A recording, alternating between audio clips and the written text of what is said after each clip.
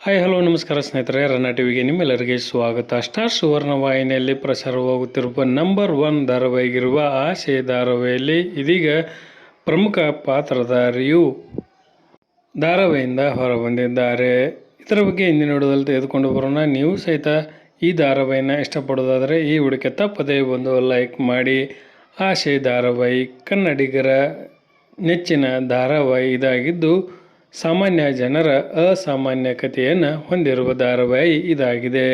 ಸದ್ಯ TRPಯಲ್ಲಿ ಮೊದಲ ಸ್ಥಾನವನ್ನು ಗಳಿಸಿಕೊಂಡಿರುವ ಆಸೆ ಧಾರಾವಾಹಿಯಲ್ಲಿ ಶ್ರುತಿ ಪಾತ್ರವನ್ನು ನಿರ್ವಹಿಸಿಕೊಂಡು ಹೋಗುತ್ತಿದ್ದ ಇಂಚರಾ ಜೋಶಿ ಅವರು ಇದೀಗ ಧಾರಾವಾಹಿಯಿಂದ ಹೊರಬಂದಿದ್ದಾರೆ. ಕಾರಣಾಂತರಗಳಿಂದ ಇಂಚರಾ ಜೋಶಿ ಅವರು ಧಾರಾವಾಹಿಯಿಂದ ಹೊರಬಂದಿದ್ದು, ಶ್ರುತಿ ಪಾತ್ರಕ್ಕೆ ಅವರು ವಿದಾಯವನ್ನು ಹೇಳಿದ್ದಾರೆ.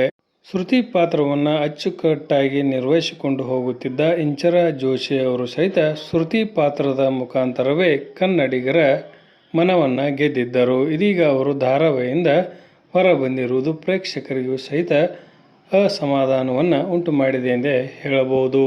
ಇನ್ನು ಇವರ ಬದಲಿಗೆ ಶ್ರುತಿ ಪಾತ್ರವನ್ನು ಯಾರು ನಿರ್ವಹಿಸಿಕೊಂಡು ಹೋಗಲಿದ್ದಾರೆ ಎಂಬುದನ್ನು ಕಾದು ನೋಡಬೇಕಾಗಿದೆ. ಇದರ ಬಗ್ಗೆ ನಿಮ್ಮ ಅನಿಸಿಕೆಯನ್ನು ತಪ್ಪದೇ ಕಮೆಂಟ್ ಬಾಕ್ಸಲ್ಲಿ ತಿಳಿಸಿ. ಧನ್ಯವಾದಗಳು. ನಮಸ್ಕಾರ.